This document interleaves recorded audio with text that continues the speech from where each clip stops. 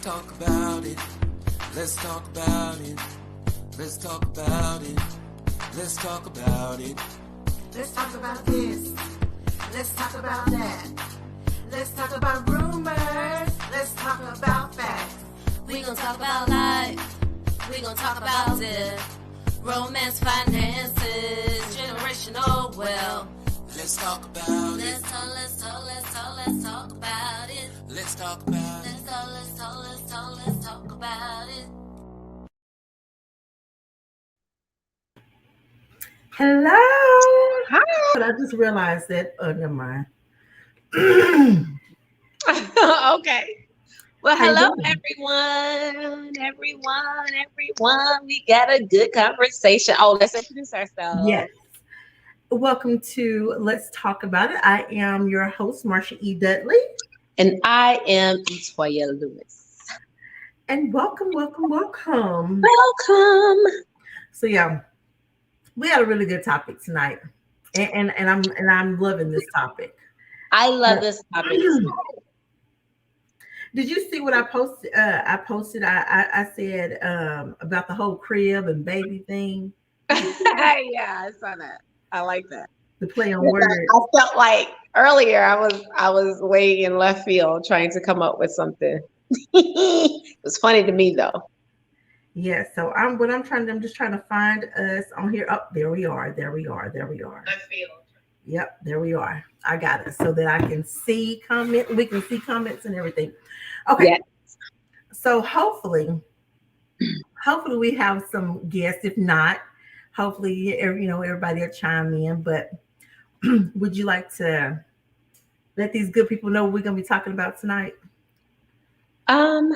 Yes. So tonight we are going to discuss when is the right time to let your grown children be grown and flown away from your crib so they can get a crib of their own, because that's important.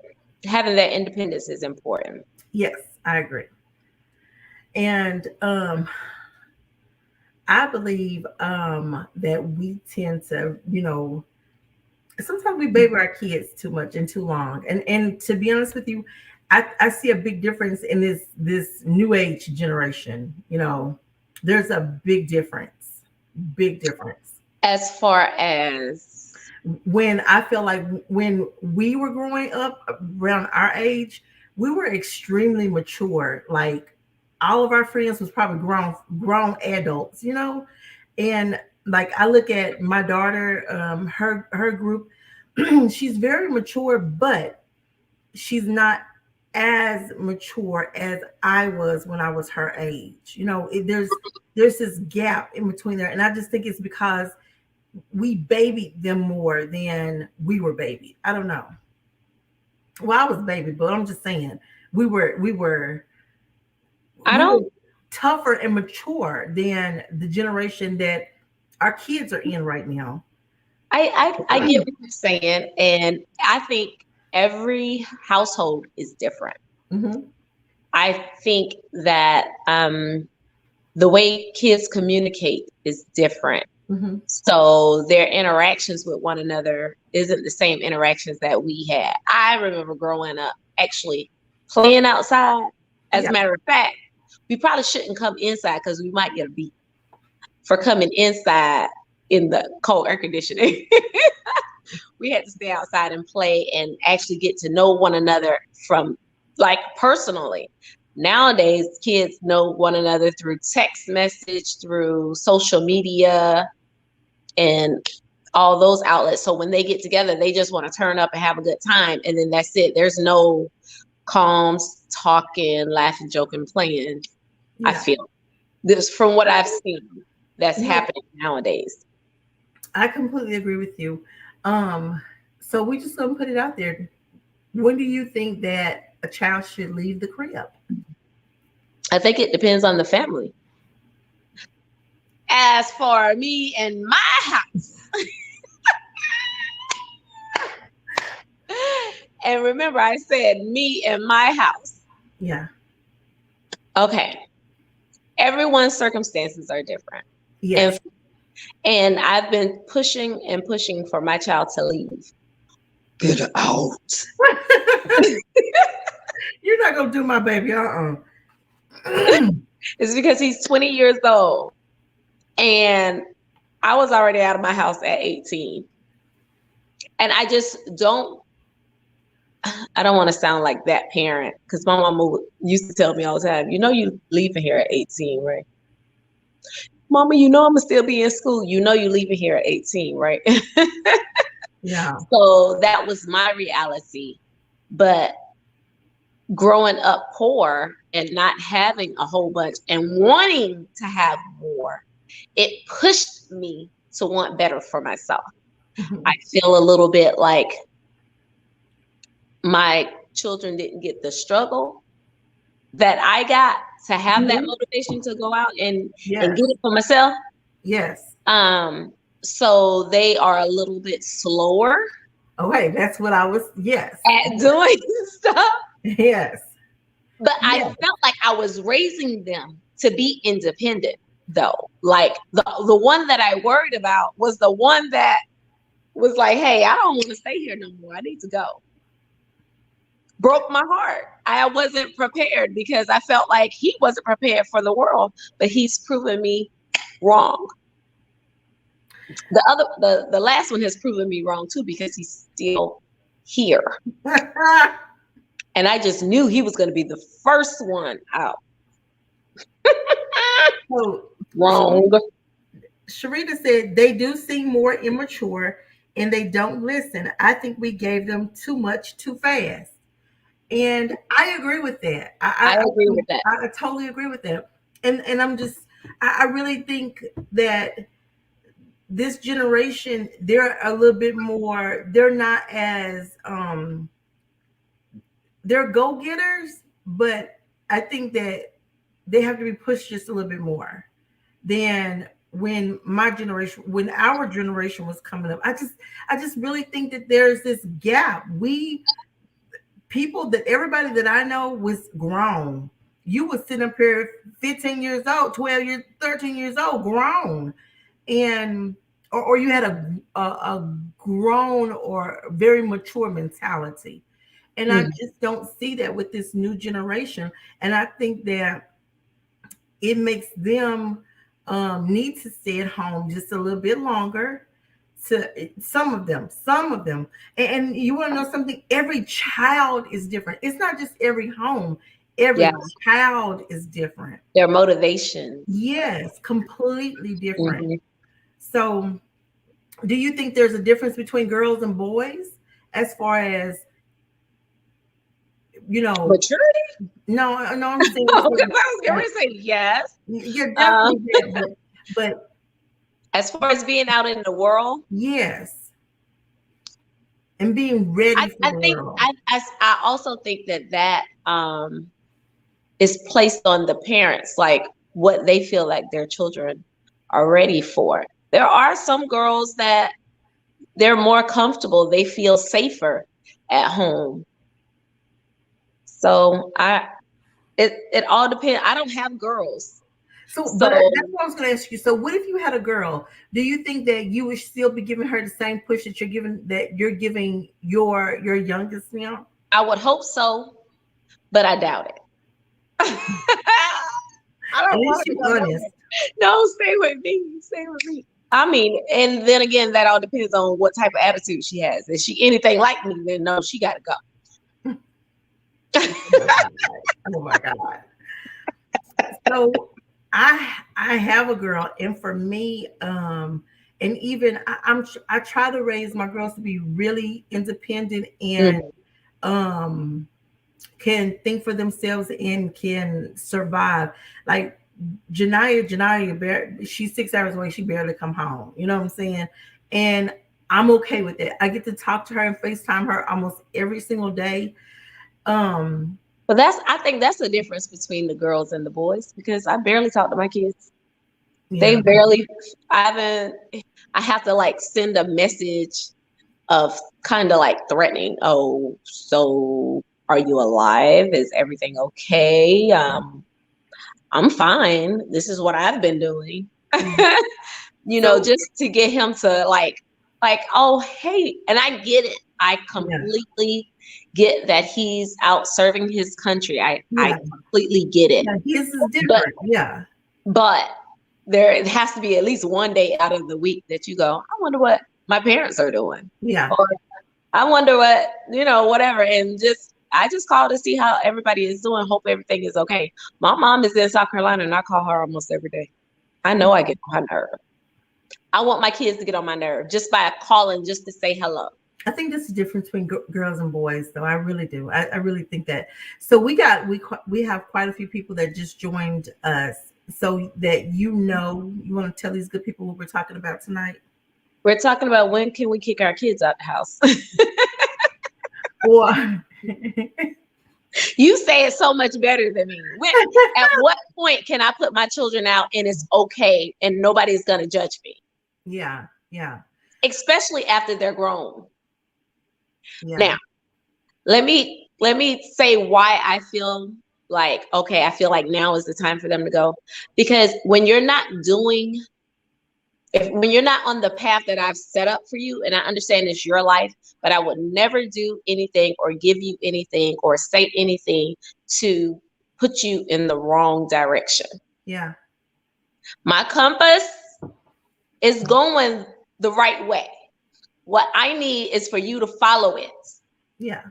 Right? So when they are not following it, you're telling me that what I have to say and how I feel about what you're doing doesn't mean anything to you. Yeah.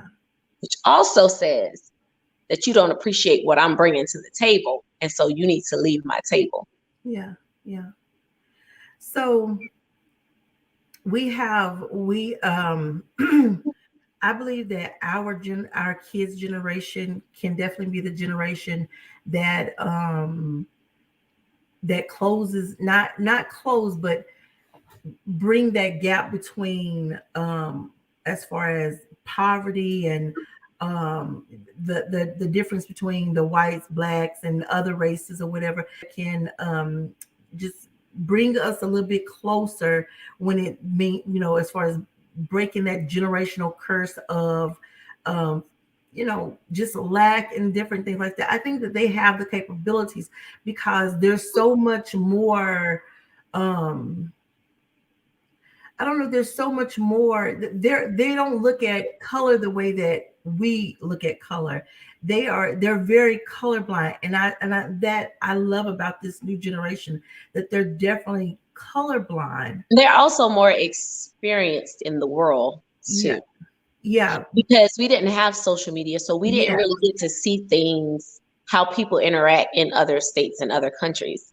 We never really got to see that other than what we saw in the news or whatever movie they came out with and portrayed it however however it came across to us. So I feel like they have an advantage, definitely, but they also have the advantage of I try to just speak for me and the people that I know. The travel thing. I barely left South Carolina ever. Growing up. And my kids they have passports, they've been to other countries, they've been all over the world, but we are a military family as well. So, I mean, that makes a difference, the exposure that children have at a young age coming up. And so they are accustomed to a certain way of life. So they're going to want to at least maintain that or something higher. Yeah.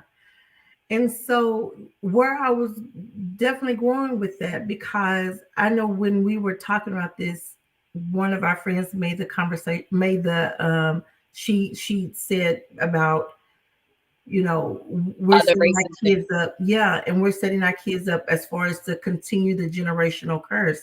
So just putting this question out there to our audience, do you think that by pushing your kids out of the house at an early age, are you setting them up for failure? Are you setting them up to continue to repeat the cycle of generational of a generation of lack?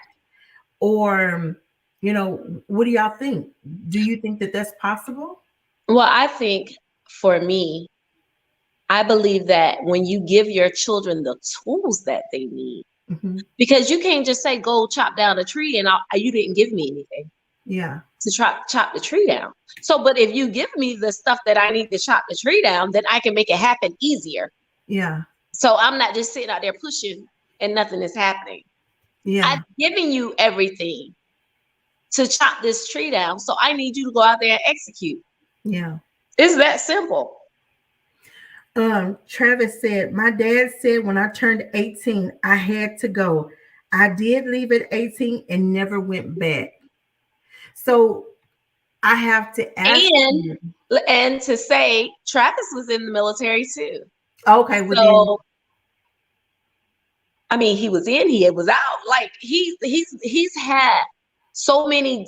I feel like when you leave your house, your home where you grew up, you tend to do better. I just feel like you tend to do better for yourself because you have only you to depend on. It's either sink or swim. Yeah.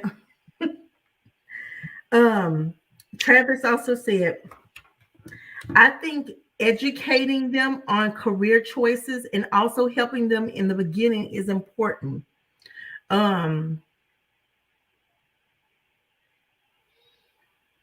Okay, I agree with that. I definitely, he said, I think educating them on career choices and also helping them in the beginning is important. I agree with that. You have to definitely give them a foundation.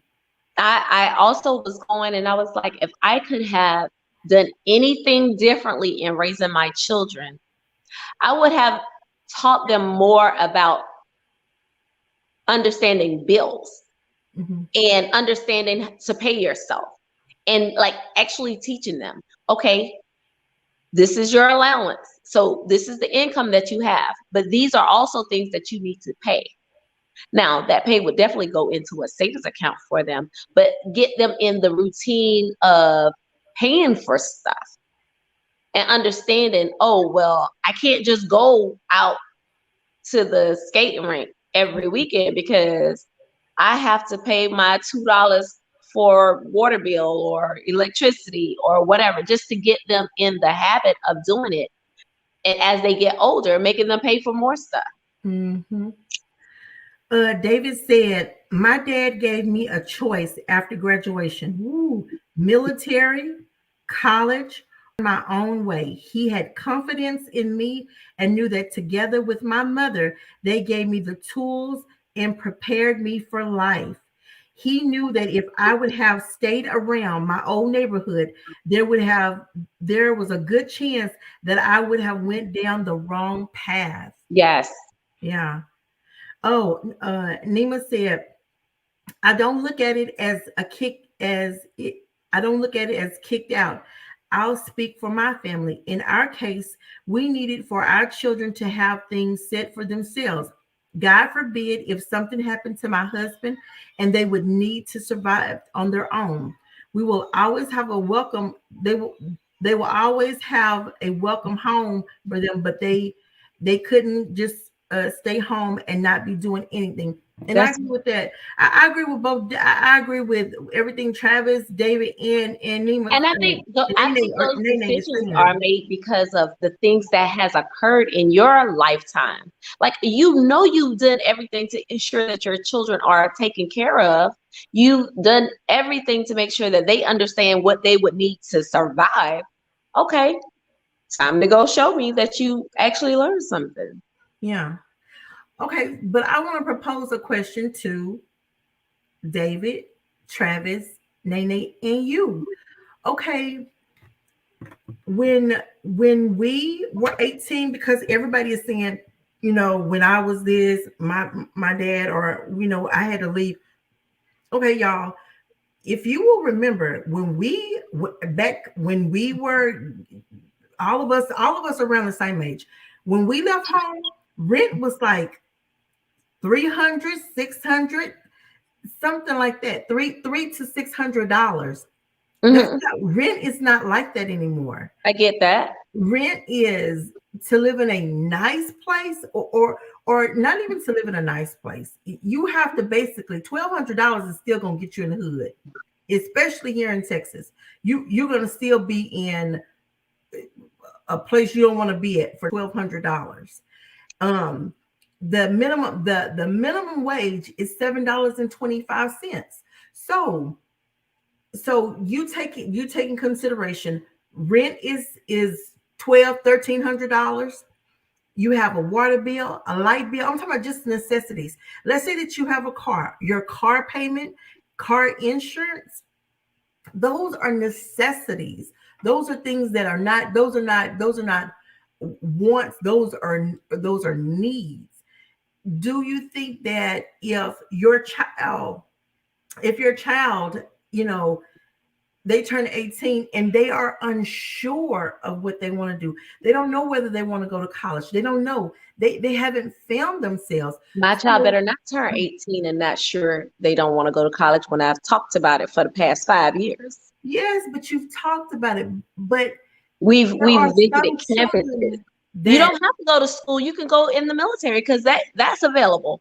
That I don't know why children are so afraid of, if I go to the military, then I'm going to miss this and I'm going to miss that. When you don't know what you want to do, that's something to do until you know what you want to do. You don't have to stay for 20 plus years, but you can't pay rent. And these jobs aren't paying you what you think. Guess what? The military will give you a place to lay your head. They will give you 3 square meals a day. They will give you all kinds of tools to put in your toolkit. So when you do decide that, listen, the military ain't for me anymore, thank you. I appreciate all these certifications that I got. I appreciate this, that, and the third. And you go out there and make it happen.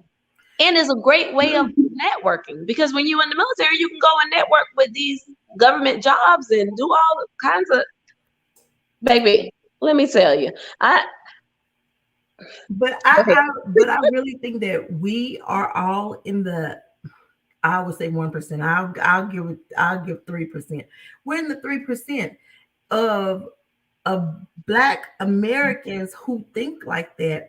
Do you know that there's so many other kids that don't have that? Their parents are in the hood or whatever, and they're like, when you get 18, you got to go because she can't get no check on them no more. Right, and you can't just stay here. Yes, and so because now you causing me a problem with the government. Yeah, that goes back to that let's talk about it segment we had when we were talking about how the government came in and gave you can get welfare, but you can't have a husband. Yeah, and you can't have no grown. You can't. Right. They have to be a certain age. Yeah. So that's something that we kind of allowed to happen to ourselves because we didn't have that motivation. There are some people that's too prideful for that.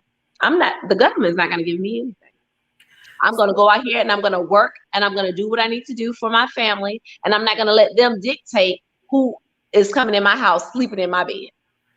Okay. So do you think that what we're talking about now, do you think that this is what has contributed to Black people continually being where we're at, where, like I said, this financial divide, educational divide, do you think that has fostered that? Because 18, you got to go. They don't have no purpose. They don't have no education. They don't have no nothing. And because if I didn't know any better, I remember when I got pregnant with Ivan and we were over in Germany and everything, and they was like, oh, they have a WIC program. I was like, what? I get me some WIC. They gonna help me out. Hey. No, I'm sorry, but you make too much money. What you mean? Yeah. My child need milk too. So everything had to come out of my pocket. Yeah. And listen, do I need to quit this job so I can get some WIC? But you want to know that's the reality for a lot of people. Say that. Yes. If I do this, then I can't do that. Yeah. And to get the that check, you can only make like X amount of dollars to get that check. Yes. Yeah. And people would much rather not work hard to bring in the money They just rather do nothing and get just as much or more than if they were actually working. That's the way the system is set up. And so that's the mind control that they have over us as a black, white, green, purple. It doesn't matter. Sharita said, if you're doing what is required to stay under our roof, then we have no problem allowing you to stay. It is what is required to stay. Then you'll be ready and equipped to get out there on your own when it's time to go. Yes. But that's being on that path. Yeah. That I was speaking of earlier. You have to be on the right path. But if I see you're not doing anything, I feel like I'm crippling you. Mm-hmm. I don't want to be a hindrance to my children. Mm-hmm. Yeah. Because we have that capability of holding on to them. Yes. Oh, I don't want him, but you're not making him save any money to be on his own. Or you see he's going to work every day and he's not saving anything. He's just out buying Jordans and buying all kinds of stuff, flaunting everything around. Yeah. When you didn't teach him that. So those are habits that they pick up outside of your home. And now you have to deal with it because they're not making right choices. Yeah. Yeah. You remember that post I did about the rich man and the poor man man got on all this expensive stuff, and the rich man like, sure, I went to Walmart and got my jeans. Yes. And they look just as good as the ones you got on. Yes. Yesterday, me and my mom was talking, and we were talking about cars and stuff like that. And I made a decision that, you know, I don't buy brand new cars. I buy used cars. They're new. They're brand new to me.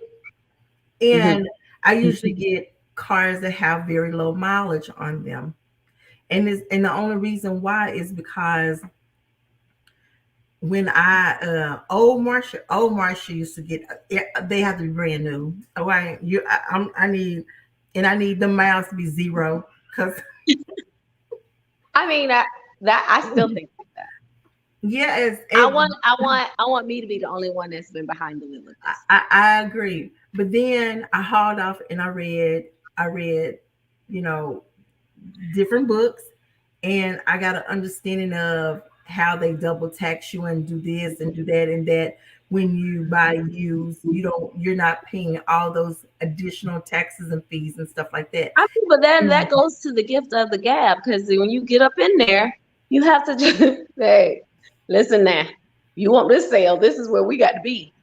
You have to go in there already knowing what comfort level you have of paying for whatever it is you're going in there for.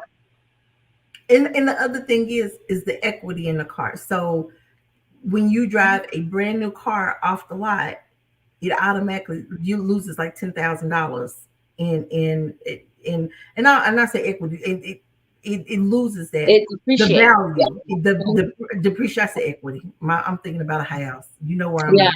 I mean, I'm with you. That's the reason why I said depreciation. Yeah. You look, I'm up for thinking, look, my mind is house, but depreciates as soon as you drive it off the lot. If you get a used vehicle, the depreciation is already, it's there. What you see is what you get. That's how much. But you're still paying more. You're still, listen, depending on where you go to get that used car from, you're still going to pay more. That's why you have to be smart and get it at the right place. But that's what I'm saying. But everybody don't have the opportunity to get it at the right place. Oh, yeah. Yeah, I get you. Because I know my family always buying cars. And I be like, where you get that from? Oh, it's mine. I mean, I'm happy for you. You happy, I'm happy. But what's your APR? So I haven't had any problems. Because I am the only person driving it. I'm making sure that the maintenance is being done on it. I'm making sure everything that needs to happen to it happens to it. But when you buy something that someone else had, you don't know how they treated that vehicle. Every brand new vehicle we still have to this day. That's why the ones that give us problems are the ones that was used. No, that's why you have to get the ones that are certified. Like, for instance, when I wanted to get my Land Rover, I got one that was certified, and that way I knew everything that had happened with that vehicle. And so, and to be honest with you, I'm up here saying, oh, only buy used. My Land Rover was the first car I've ever bought used. But I made a decision after I had got my Toyota, my last vehicle. Every vehicle that I've ever had has always been brand spanking new. But this Land Rover that I got this like a used. We got look, I gotta catch up with these comments. Travis said there are so many career options out there that I did not learn about until I was around those people. That's very true. Yes. Very, very true. And But then, that's the reason why I say you have to go out, because if you stay in your little bubble, the people that's in your bubble know the same stuff you know. Yeah. And I tell people not everybody is college material. I think that we should push people. If you see your kid has this knack for entrepreneurship, you should. I would push them into entrepreneurship. We have more small business owners in this generation than we've ever had before, and I think it's amazing. So, military, entrepreneurship, college, those things will definitely take you somewhere. And there are some jobs. Can I get an insert right there where you just said military, college, entrepreneurship? The great thing about military is you can do all three at the same time. And they pay for it. Just saying. I just wanted to throw that out there. I'm not a recruiter. She's doing a plug for the military. Listen, I'm not a recruiter or anything. She's putting a plug out there for the military. We appreciate you. I'm just saying. You're going to get a letter saying, we appreciate you. Okay. Let me catch up with these comments. Okay. Nene said, in my case, my children have made much better financial decisions than we did at their age. They all have great credit scores, etc. I have one in college that worked in the summer and bought herself a car. One in the military and one that served his time in the military is now a GS worker. He networked. It's only him with no kids and no wife, and he's living his best life. I love it. I say this not to brag. Girl, you better brag. Whatever. I know that's right. You better talk about my niece and nephew. Yes. I say this not to brag, but to say that we have been talking and sharing financial things with them that we did not know when we were their age. So that goes back to what Toya said about if you give them the tools, they have to go out there and use their have to go out there and use. Okay. And I'm just going to go and skip and then okay. She also said, I do think if your children aren't ready to be out on their own, they're doing something they're doing something productive. They should be able to stay at home. So I get it. She's saying if they are doing something productive, they should be able to stay at home. I agree with that. I agree with that. Travis said, ask for the invoice when buying used. Yes. I got COVID brain, so I've been forgetting stuff. Okay. Oh, but he was a car salesman himself. Me too. I did it for Kia, and I came see what they own it for, what they paid for it. Yes. They call it the I can't think of the correct name. Trades, use them. Okay, I got your name. So I do think that if your kid is doing something productive, they can stay. But I definitely I feel like there should still be a time limit. Yes. Okay, that's what I was about to say. There still has to be. You can't be 30 years old living in my house. Yeah. and then sometimes parents, like I said, we have the capability of hindering our kids too. Yes, we want to hold on. Yes, I'm not going to be an enabler for you. Yes, enabler. I'm telling you, I've got this COVID brain. It's okay. That's the reason why it's two of us. Yeah. Okay. Sharita. Look, she got a question. Sharita said, question. For parents who don't believe in making kids leave, is there a breaking point, or will you allow your 40-year-old child to still be home? Where is the line? You're not going to make them leave because they're not ready. Then They'll never be ready. They're going to be plotting against you to get rid of you so they can have your house. That part. Then they could not be ready at 40, which goes back to my original point. If you're doing what you're supposed to do, then you're staying and will be ready. If you're not doing it, then when will you be ready? I get that. Because at what point are you going to want to have a family of your own? Relationships, because you can't just be 30 years old bringing women back to the house or men back to the house or whatever the case may be. Talking about my mama stay with me. Right. And her name on the deed. Nene said, yes, there should be a time limit. So that's why I got mine started early.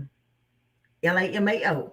They would get too comfortable, have to know, and they would, and listen, it ain't you, it's me. I got on glasses and still can't read. So this because it's letter, okay. They would get too comfortable. Have to know your kids. That's right. You have to know your kids. I agree. I just I couldn't have no 40-year-old kid at my house. To be really honest with you, I ain't trying to have no 25. But even then, like, what about those who have kids when they're in their teens or when they're early 20s and they're living with their parents? Now I got to raise another set of kids? Yeah. What you talking about, Willis? Let me tell you, I'm not doing that. Or the king and queen of enablers. So I like I say, I think that if right now I say, Mama, I need to come home, I can come home and I can stay there until forever. And I think that that's sad. So. But that just goes back to you and who you are, because you would never allow that. I know. So yeah. Listen, we when we were moving from Market Heights and we had to move in with his mom, he was only there for a month. But jeez Louise, that was the longest month ever. Oh my God. Like this goes way past coming up for the weekend. Yeah, I just think that I think you definitely have to, going back to what Sharita says, you definitely got to make sure that you and what you said, what everybody has said, you have to make sure that you've given them the tools that they need so that they can fly, so that they can leave the house. I always think about Baby Boy. Yes. Baby Boy. That right there, that movie right there. You have to make them uncomfortable. Yeah. Yeah. Because when they're comfortable, they'll continue to just lay up every day and do the same thing. Every time they come downstairs, you go, when you leaving? Mama, you got this nigga up in here cooking breakfast naked. you out walking around naked. I said, man, you mean to tell me I can't walk around in my little birthday suit no more? Messing up my food. No, seriously. I'm serious, but seriously. It's just one of those things that it depends on the kid and it depends on the parent. Because there are parents that will hold them there until they're no longer available. Yeah. But I think someone said it earlier. I think it was Nene that said, if something happens to us, we need them to be able to take care of themselves and whatever affairs we got. Like, you need to be mature enough to do that. In my mind, if you 35 years old, 40, whatever, living in my house, you planning on killing me so you can just have all of this. You ain't trying to leave. We had this conversation, I'm telling you. Yeah. And it's really, really sad that that's how it happens for a lot of people. Yeah. Now, if your parents were elderly and they needed you and you moved back in with them to take care of them so That's they it. can still be familiar with their stuff and they don't have to try to get comfortable with you, if you are in a position to where you can do that, then more power to you. Go ahead, do it. But don't let that be your means. Yeah. That's sad. It's real Yeah. sad. Travis said, I met some young adults when I sold cars that made really good salaries from having a trade. I feel like trades are not pushed enough. I agree. Some had their own business. I completely agree with this. Trade schools, and we need electricians, we need plumbers, we need all types, and they can start their own businesses. But Yeah. I think that our especially our boys, they see that they see this lifestyle, and that's why a lot of them sell drugs. They do this and that because they want it, but they don't want to make that $7.50. How much? $7.25. 725. Yeah, they don't want to make that 7.25 because they can't live off of that 7.25. And to be honest with you, that's why we have so many repeat offenders in prison, because they get out, they don't have what they're not fully equipped. And 7.25, I can't do nothing with 7.25. This is what I told Janiyah, my Janiyah. I said, let me tell you something. I'm gonna give it to you just like this. When I left my parents' house, I went to school. I graduated from TJC. I had only an associate's degree. An associate's degree is equivalent to a high school diploma. That's what I told them. I said, in the middle of that, I got pregnant and I had you. So I worked as a stalker at Walmart. I sometimes people, one of my friends used to laugh at me all the time.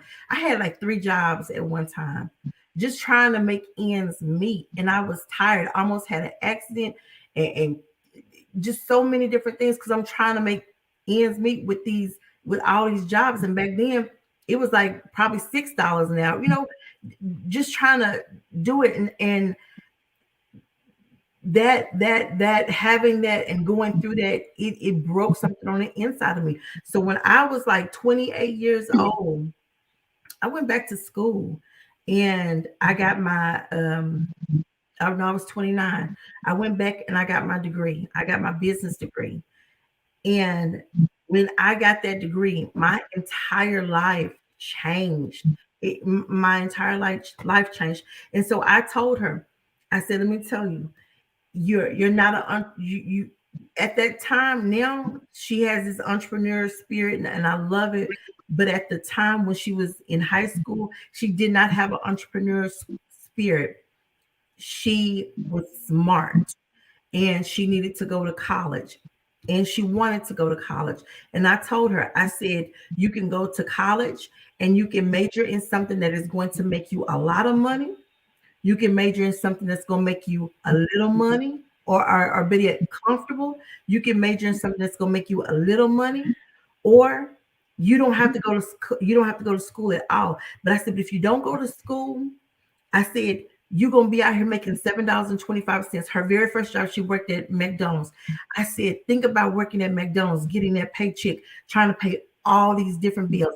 I sat there and I showed her how much rent costs, how much a car payment costs. I said, do you really think that you can make it in this world working at McDonald's? She said, no. And she called me one day. She said, Mama, I'm sick of these people. I'm definitely giving me an education because I'm not equipped to be working at McDonald's dealing with these type of people. But I felt like I had to bring that. I had to be so real and raw with her that you have a choice. And Right.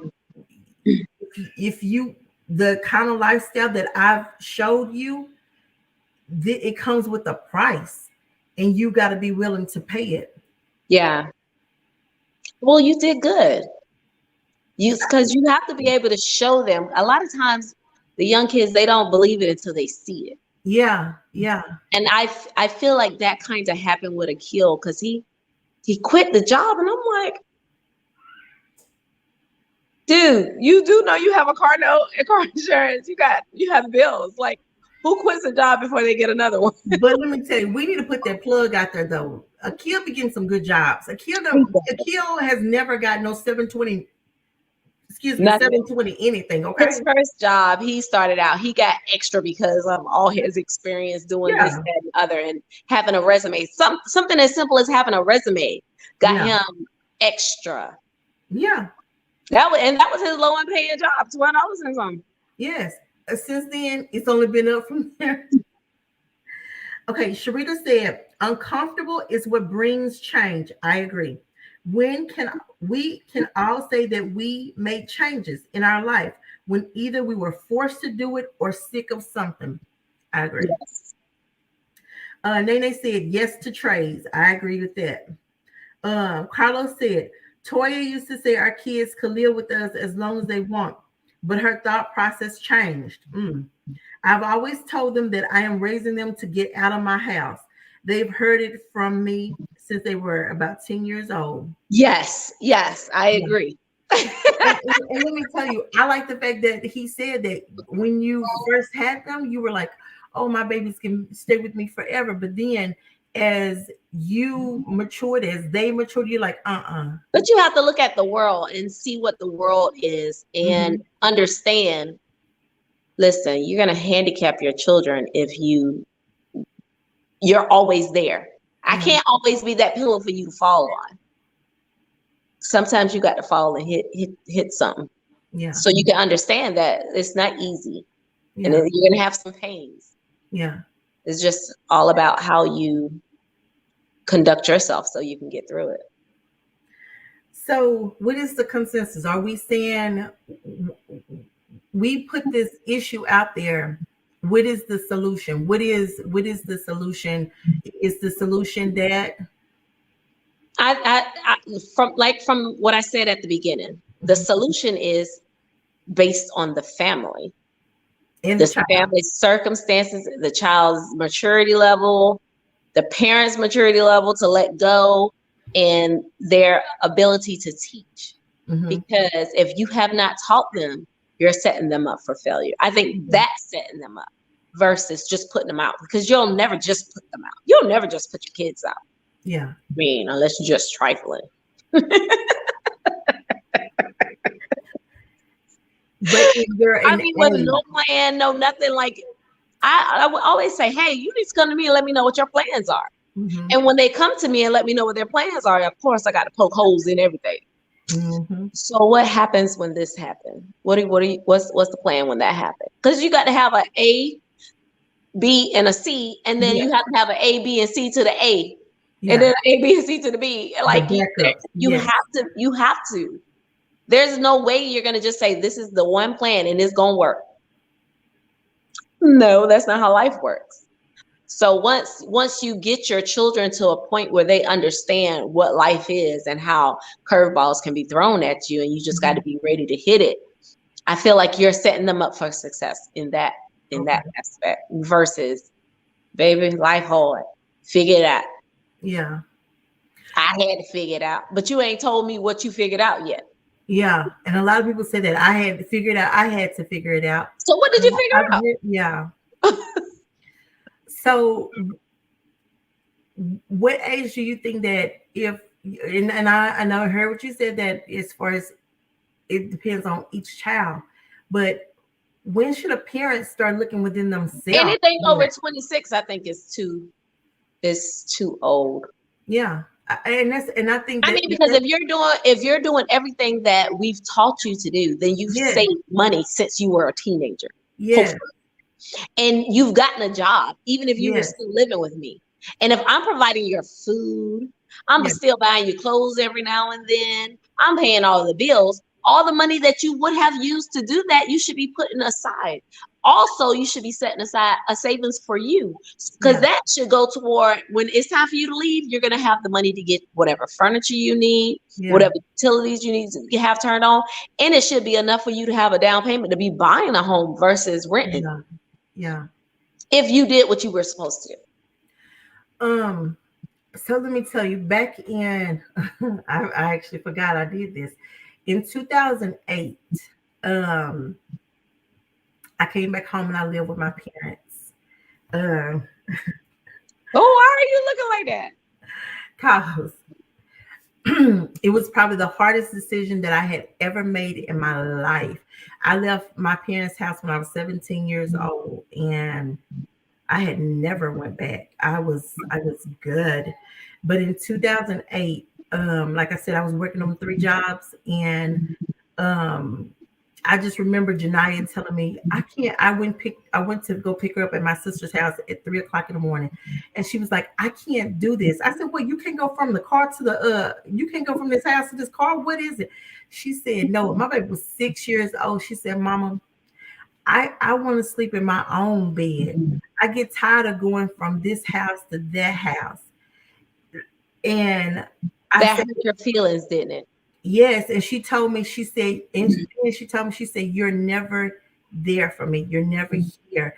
And then the day before, it was Christmas, or she was having a Christmas party, and I was supposed to bring the games, and I couldn't get off of work. So they had to just, I don't know what they did, but I know they didn't have no games.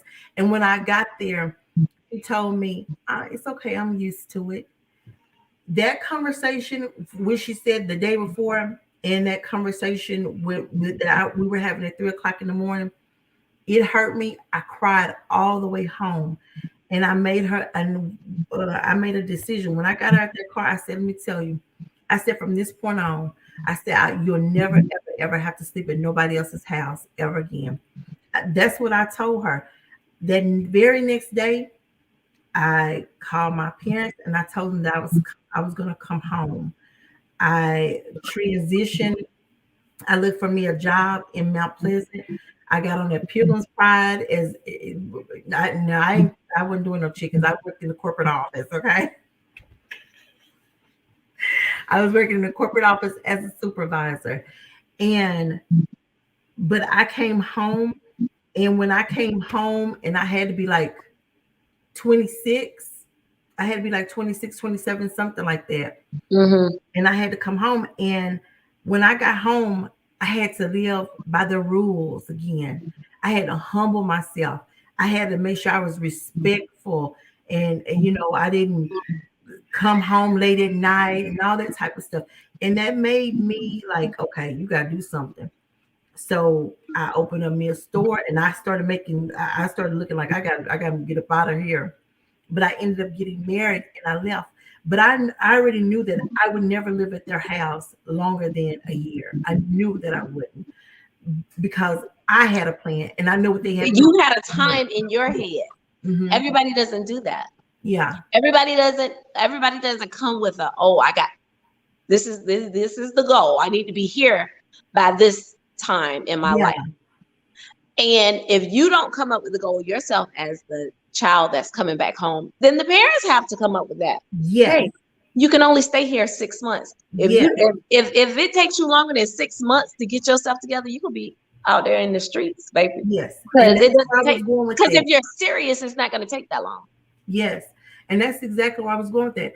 I felt like if I didn't have a plan, my mother and father should have had a plan for me. But I know them. Okay. They were not going to have a plan for me. Did we?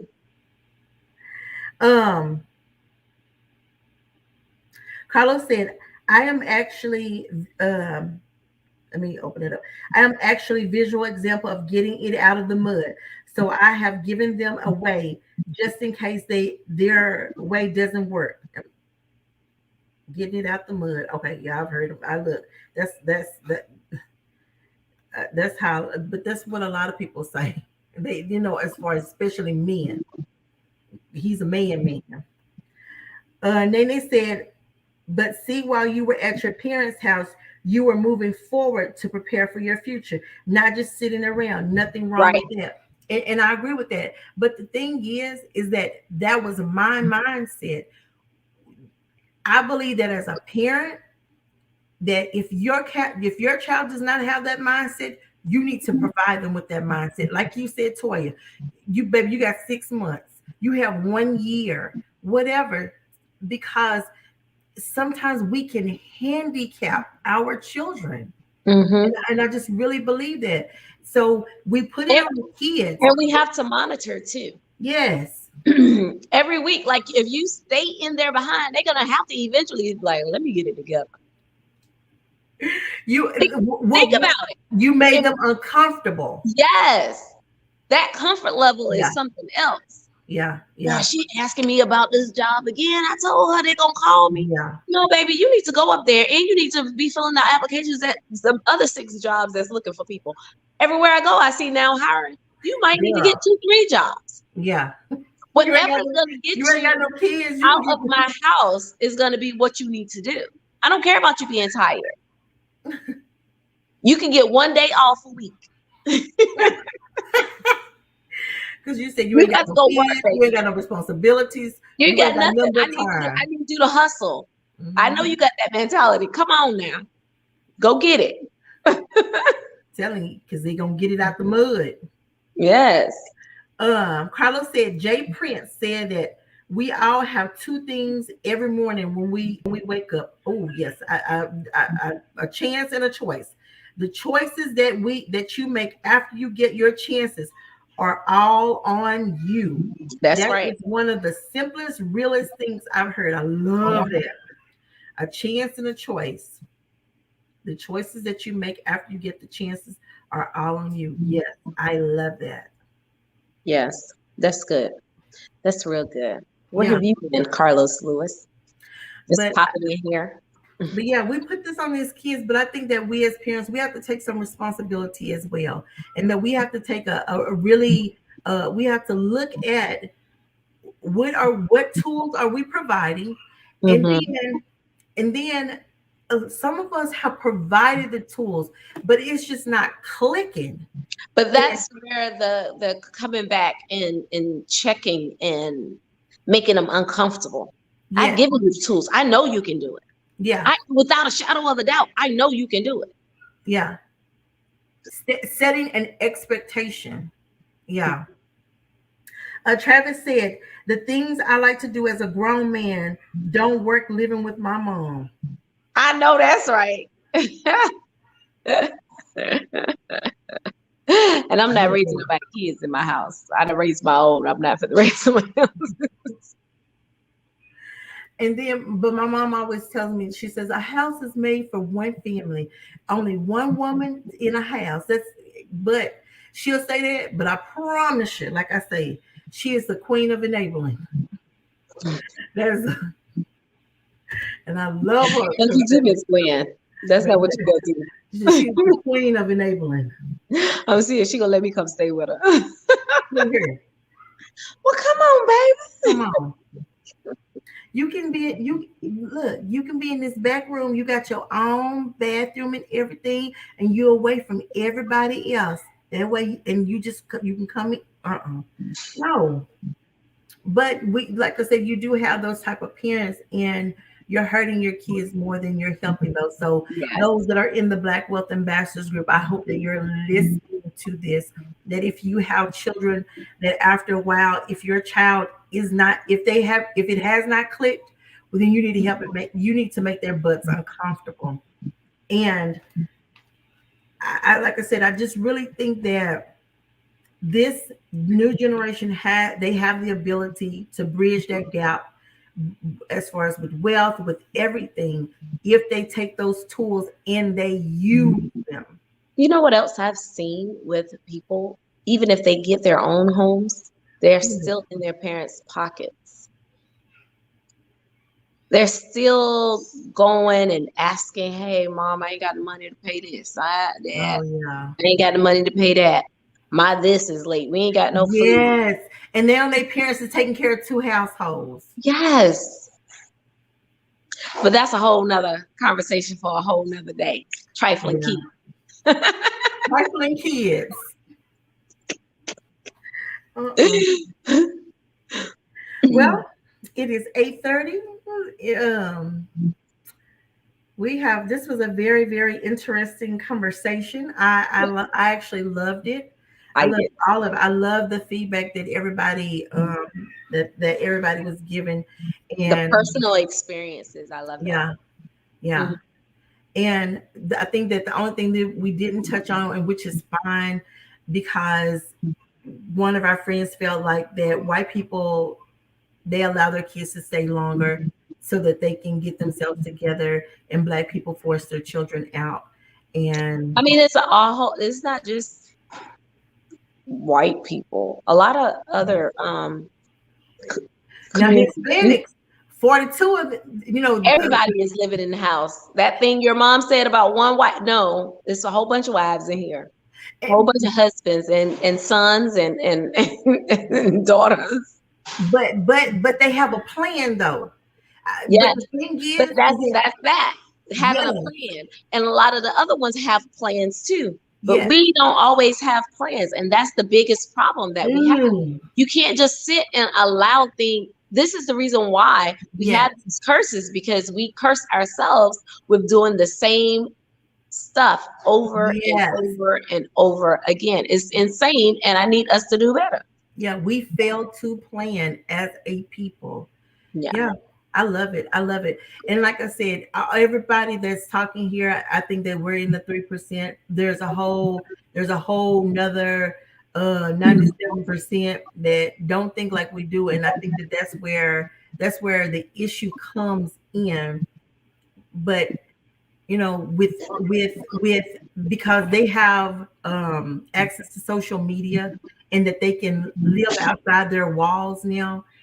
Like I said, I think that's the one thing that helps them. So, all right. So, okay. Well, we've come to the end of our Let's Talk About It segment. Yes. And y'all make sure that you subscribe to Ethoia. Let's talk about it. Let's talk about it with Ethoia and Marsha. Make sure that y'all come and check us out on 15 minutes of fame. And next week we'll have a new episode of creative cooking and cocktails. Creative cuisines and cocktails. Cuisines and cocktails next week. Yes. So we look forward to seeing what y'all cooking. I know you didn't. Listen, so Carlos just came right here talking about, babe, I didn't post. I know you didn't. That's the reason why I look like you was supposed to post on Tuesday. And then look here, he could have hauled off and posted his struggle meal that he. Oh, that's what he was supposed to do. He was supposed to. He recorded it. Oh Lord. Well, then still look. The week is not up. He can still do it. He can still post it. Or look, he'll save it for next week. Yes, he gonna have to, because we only want to post that on Tuesdays. Yes. All right. So y'all, we appreciate y'all always supporting us and having our back. And if there's some conversations that y'all want to have, make sure y'all hit us up. Let us know what conversation. What do y'all want to talk about? And it's something as simple as a post that you saw somewhere. You just post it, just share it in our group. If we see it, let's talk about this, because that's a lot of times that's where we get a lot of our conversations from. We just sit and we talk about it, and so we're like, let's talk about it with everybody else to see how they feel. That's how these conversations come about. Yes. All right. So y'all have a wonderful and blessed night. Yes. Make sure you tune in next week for another episode of Let's talk about it. Good night, y'all.